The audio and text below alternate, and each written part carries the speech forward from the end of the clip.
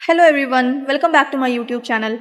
आज इस सेशन में हम डिस्कस करने वाले हैं पॉलिटी के क्वेश्चंस। तो बेसिकली यहाँ पे हम डिस्कस कर रहे हैं बीए एंड एमए के लिए जो पॉलिटिकल साइंस का एग्जामिनेशन होने वाला है, एंट्रेंस एग्जामिनेशन जामिया मिलिया इस्लामिया में, उसकी प्रैक्टिस चल रही है। यहाँ पे चैनल पे आप लोग नए हैं तो सब्सक्राइब कर लें, वीडियो अच्छी लगे तो लाइक कर दें।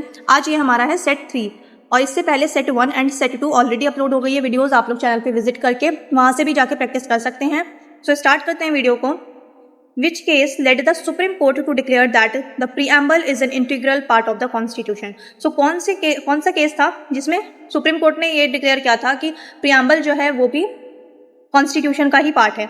बिकॉज इससे पहले जो जजमेंट्स आई थी उसमें सुप्रीम कोर्ट ने बोला था कि प्रियम्बल कॉन्स्टिट्यूशन का पार्ट नहीं है, बट इस चीज़ को अपनी ही जो जजमेंट थी उसको फिर चेंज करके केशव नंदा भारती केस 1973 में सुप्रीम कोर्ट ने ये डिक्लेयर किया कि प्रियम्बल भी कॉन्स्टिट्यूशन का इंटीग्रल पार्ट है।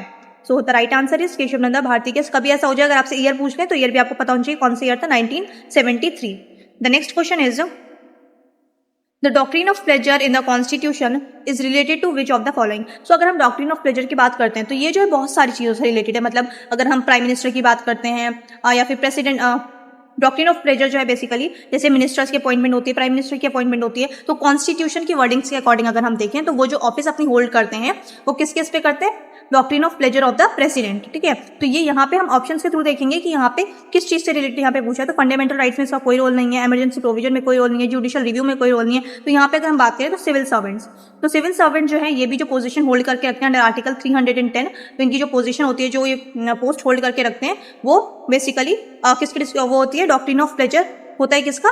यूनियन केस में किसका होता है? प्रेसिडेंट का। एंड वहीं अगर स्टेट गवर्नमेंट के अंडर सर्विस में है आप तो वो होता है गवर्नर के अंडर। ठीक है, pleasure of the governor and pleasure of the president in the union case and pleasure of the governor in state government. Next है who was the chairman of the union powers committee of the constituent assembly? अच्छा, जितनी भी constituent assembly में committees थी तो उनके members वगैरह आपको पता होने चाहिए। स्पेशली ड्राफ्टिंग कमेटी के में 7 मेंबर्स थे, वो आपको बहुत अच्छे से पता होने चाहिए। यहाँ पे यूनियन पावर्स कमेटी पूछ रहे हैं। स्पेशली जो मेजर कमिटीज हैं, 7-8 कमिटीज हैं, वो आपको पता होनी चाहिए कि उनके कौन चेयरमैन थे। सो यूनियन पावर्स कमेटी जो थी इसको कौन हेड कर रहे थे? Jawaharlal Nehru. Option C is the right answer.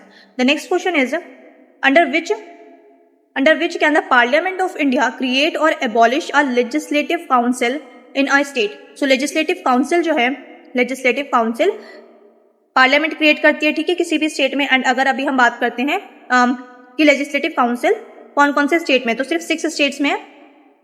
तो यहाँ पे पूछ रहे हैं कि कौन से आर्टिकल के तहत, तो आर्टिकल नंबर आपको पता होना चाहिए, आर्टिकल 169। आर्टिकल 169 के तहत पार्लियामेंट जो है किसी भी स्टेट में क्रिएट भी कर सकती है और एबॉलिश भी कर सकती है legislative council bye simple majority. तो सिंपल मेजॉरिटी पार्लियामेंट में चाहिए। बट अगर कोई स्टेट है, ठीक है, फॉर एग्जाम्पल अगर कोई स्टेट है जैसे कि पंजाब, ठीक है, तो पंजाब को अगर वहाँ पे विधानसभा है, ठीक है, सिर्फ लेजिस्लेटिव असेंबली है, बट अब पंजाब ने ये चाहिए कि यहाँ पे हमने विधानसभा की जगह विधानसभा के साथ साथ हमें विधान परिषद भी चाहिए, यानी कि लेजिस्लेटिव काउंसिल भी होना चाहिए हमारे स्टेट में। तो पंजाब स्टेट लेजिस्लेटिव असेंबली में क्या होगा कि यहाँ पे स्पेशल मेजॉरिटी से पहले ये पास होगा, उसके बाद ये पार्लियामेंट में जाएगा और ये पार्लियामेंट की ऊपर होता है कि पार्लियामेंट क्रिएट करेगी या नहीं करेगी। ठीक है, तो यहाँ पे आपको पता होना चाहिए कि अगर हम स्टेट की बात करें, स्टेट में ये प्रोविजन किसी भी स्टेट को चाहे वो एबॉलिश करना हो चाहे वो क्रिएट करना हो, तो उसके लिए पहले वहाँ पे स्पेशल मेजॉरिटी से वोटिंग होगी, स्पेशल मेजॉरिटी स्टेट में होगी। ठीक है, बट वही चीज़ जब पार्लियामेंट में क्रिएशन के लिए या एबॉलिशन के लिए चीज़ जाएगी कि लेजिस्लेटिव काउंसिल एबॉलिश करनी है या फिर क्रिएट करनी है, तो पार्लियामेंट में उस चीज़ पे जो वोटिंग होगी, उस चीज़ पे जो वोटिंग होगी वो क्या होगी? Simple majority. ठीक है, तो यहाँ पे जो हमारा राइट आंसर हो जाएगा वो हो जाएगा आर्टिकल 169। और एक और इंपॉर्टेंट चीज, लेजिस्लेटिव काउंसिल और स्टेट लेजिस्लेटिव असेंबली, जैसे हमारे यहाँ यूनियन में अगर हम देखें, सेंटर में देखें तो लोकसभा एंड राज्यसभा है, तो उसी तरीके से स्टेट्स में भी राज्यसभा की जगह क्या होता है? Legislative council. एंड ये बाइकैमरलिज्म 6 स्टेट्स में देखने को मिलता है। कौन कौन से स्टेट्स हैं आपको नाम पता होना चाहिए क्योंकि ये क्वेश्चन रिपीट हुआ है एग्जाम में। तो 6 स्टेट्स कौन कौन से हैं? उत्तर प्रदेश, बिहार, मध्य प्रदेश, महाराष्ट्र, तेलंगाना एंड आंध्र प्रदेश। तो ये 6 स्टेट्स हैं जहाँ पे बाइकैमरलिज्म है। ठीक है, उत्तर प्रदेश, बिहार, मध्य प्रदेश, महाराष्ट्र, तेलंगाना एंड आंध्र प्रदेश। तो इन 6 स्टेट्स में बाइकैमरलिज्म है, यानी कि यहाँ पे लेजिस्लेटिव असेंबली भी है एंड लेजिस्लेटिव काउंसिल भी है। The next question is the Sarkaria commission was appointed to examine which of the following? So Sarkaria commission जो थी ये किस चीज के लिए थी? सरकारिया कमीशन थी सेंटर स्टेट रिलेशन के लिए। So option B is the right answer, centre state relation. The next question is which constitutional amendment lowered the voting age from 21 to 18 years. तो अभी हम वोट देते हैं, कौन सी एज होती है 18 ईयर्स, ठीक है, एलिजिबल हो जाते हैं 18 ईयर्स में, बट पहले ये चीज़ थी 21, जब तक आप 21 के नहीं हो जाते तब तक आप वोट नहीं दे सकते थे, बट इस चीज़ को, इस एज को 21 को रिड्यूस करके 18 किया गया, कौन से अमेंडमेंट के तहत किया गया था, तो ये 1989 में हुआ था 61st amendment act. So option C जो हो जाएगा यहाँ पे राइट आंसर हो जाएगा। नेक्स्ट है, in the Indian parliamentary system a no confidence motion can be moved only in, so no confidence motion जो है सिर्फ और सिर्फ लोकसभा में मूव हो सकता है, option B is the right answer, Lok Sabha. The next question is, who was the first Indian to become a member of the British parliament. तो यहाँ पे ब्रिटिश पार्लियामेंट की बात हो रही है कि कौन से इंडियन मेंबर थे जो ब्रिटिश पार्लियामेंट में मेंबर बने थे, कौन से फर्स्ट पर्सन थे इंडिया से। सो द राइट आंसर इज दादा भाई नौरोजी। दादा भाई नौरोजी थे, ये फर्स्ट इंडियन थे जो मेंबर बने थे ब्रिटिश पार्लियामेंट में। ये आपको बहुत ध्यान से पढ़ना है, ब्रिटिश पार्लियामेंट में, और ईयर कौन सा था 1892। सो 1892 में दादा भाई नौरोजी फर्स्ट इंडियन थे जो ब्रिटिश पार्लियामेंट में मेंबर बने थे, लोअर हाउस में, ठीक है, हाउस ऑफ कॉमन्स में।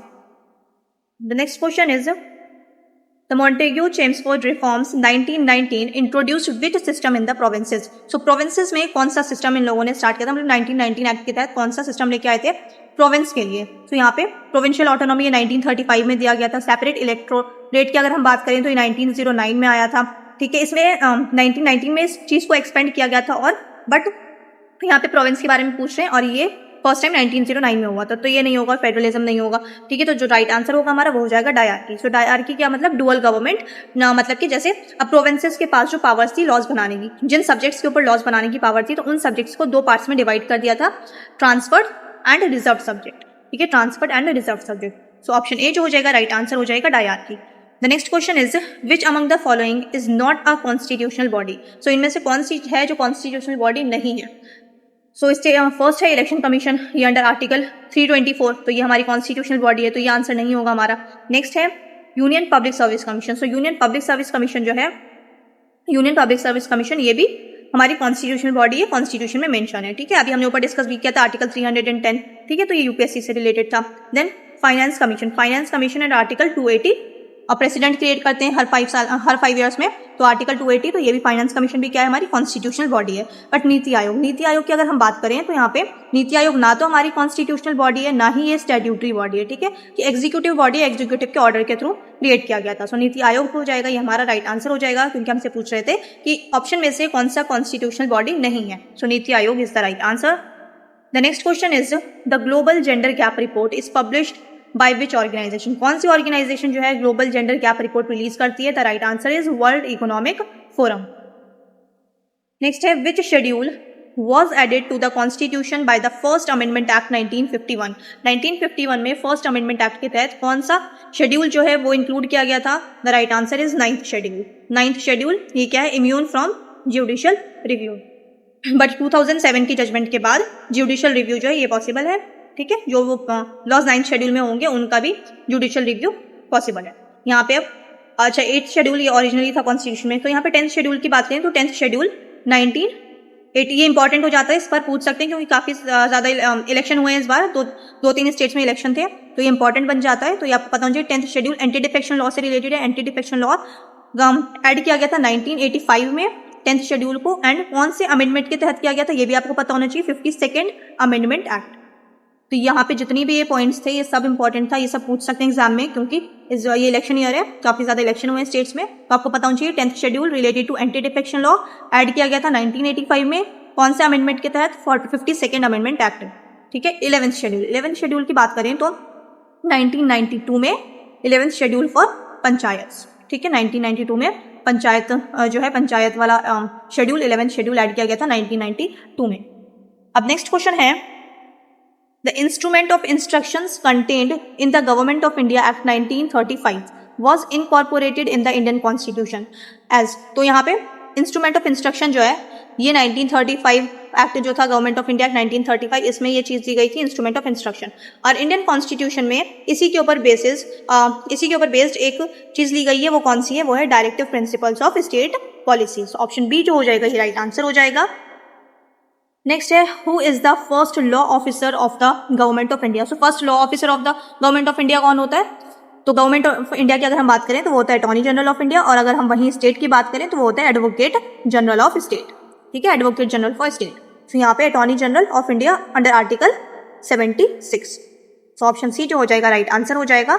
नेक्स्ट है which committee recommended the 3-tier panchayati raj system. So 3-tier panchayati raj system कौन सी कमेटी ने रिकमेंड किया था? Balwant Rai Mehta committee. So Balwant Rai Mehta committee panchayat से रिलेटेड थी, ईयर था 1957, Balwant Rai Mehta committee. LM Singhvi committee भी इंपॉर्टेंट है, 1986 में क्रिएट हुई थी, ठीक है, ये भी पंचायत के लिए थी। नेक्स्ट है the spirit of laws was written by which philosopher. So spirit of laws book जो है ये किसने लिखी है? मोंटेस्क्यू ने, और जिसमें डिवीजन ऑफ पावर्स की बात की गई थी। तो यहाँ पे ऑप्शन बी जो हो जाएगा Montesquieu is the right answer.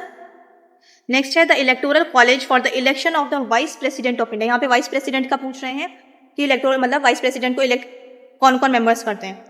तो राइट आंसर हो जाएगा हमारा all members elected and nominated members of both houses of parliament. मतलब राज्यसभा के भी टोटल मेंबर्स होंगे एंड लोकसभा के भी टोटल मेंबर्स होंगे election of the vice president में, ठीक है। सो यहाँ पे ऑप्शन सी जो हो जाएगा राइट आंसर हो जाएगा। नेक्स्ट है in which year did the Shimla agreement between India and Pakistan take place.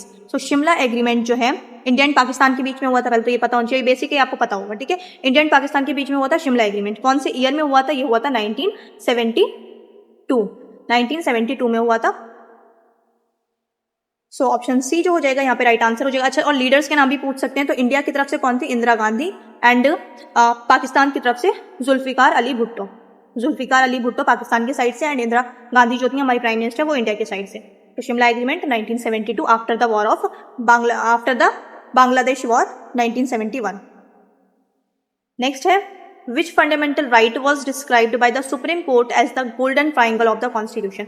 सो कौन सा फंडामेंटल राइट्स हैं जिन्हें सुप्रीम कोर्ट ने गोल्डन ट्राइंगल डिक्लेयर किया है? सो कौन कौन सा है? आर्टिकल 14, आर्टिकल 19 एंड आर्टिकल 21, ठीक है। Right to equality, right to freedom of speech and right to life, ठीक है, right to life and personal liberty. इन तीनों आर्टिकल्स को गोल्डन ट्राइंगल बोला गया है। So 14, 19 and 21, 14, 19 and 21 option A is the right answer. Next है the fastest planet in our solar system in terms of orbital speed. So fastest planet जो है solar system में वो कौन सा है? वो है मरकरी।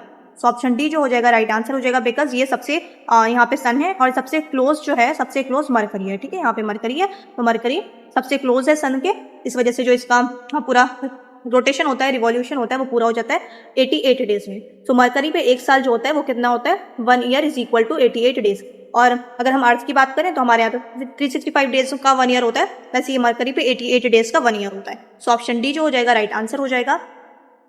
नेक्स्ट है who was the vice Roy of India when the Indian national Congress was form. So Indian national Congress form कब हुई थी? 1885 में, ठीक है। ईयर आप लोगों को पता होगा, बेसिक है बिल्कुल। और इस टाइम पे पूछ रहे हैं कि कौन से वाइस रॉय थे, ठीक है, कौन से ब्रिटिश वाइस रॉय थे? The right answer is lord Dufferin. Option B हो जाएगा, lord Dufferin is the right answer. Next है which among the following can be amended by a simple majority of parliament. तो यहाँ पे पूछ रहे हैं इनमें से ऑप्शन में से कौन सा प्रोविजन है जो सिर्फ सिंपल मेजॉरिटी से पास हो जाता है, ठीक है, उसके लिए कॉन्स्टिट्यूशनल अमेंडमेंट की जरूरत नहीं होती। तो फंडामेंटल राइट्स, इसके लिए कॉन्स्टिट्यूशन को अमेंड करना पड़ता है, ठीक है, स्पेशल मेजॉरिटी से पास होता है। डीपीएसपी ये भी स्पेशल मेजॉरिटी से पास होता है। और इलेक्शन ऑफ द प्रेसिडेंट, तो ये स्पेशल मेजॉरिटी फ्लेवर 3 से पास होता है, ठीक है।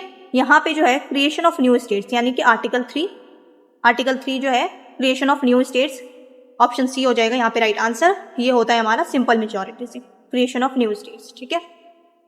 नेक्स्ट है द मॉन्ट्रियल प्रोटोकॉल। अच्छा, ईयर भी पूछ सकते हैं इसका, तो ईयर पता होना चाहिए। मॉन्ट्रियल प्रोटोकॉल 1987, और ये किससे रिलेटेड है ये पूछ रहे हैं यहाँ पे। So protection of ozone layer, protection of ozone layer is the right answer. The next question is who was the first chief information commissioner of India. So first chief information commissioner जो है कौन थे India के? The right answer is Wajahat Habibullah. Wajahat Habibullah was the first chief information commissioner. अच्छा, ये body जो ये create कब की गई थी? 2005 में, कल मैंने आपको बताया था। और राइट टू इन्फॉर्मेशन एक्ट 2005 के तहत ये बॉडी क्रिएट की गई थी। एंड चीफ इंफॉर्मेशन कमिश्नर जो है वो फर्स्ट कौन थे? वजाहत हबीबुल्ला। नेक्स्ट है which article of the Indian constitution grants power of judicial review to the judiciary. The right answer is article 13। So I hope आप लोगों ने अच्छे से प्रैक्टिस की होगी, क्वेश्चंस अच्छे लगे होंगे आप लोगों को। चैनल पर नए हैं तो चैनल को सब्सक्राइब कर लें, वीडियो अच्छी लगी तो वीडियो को लाइक कर दें, अपने दोस्तों के साथ भी शेयर करें। अब मिलते हैं नेक्स्ट सेशन में।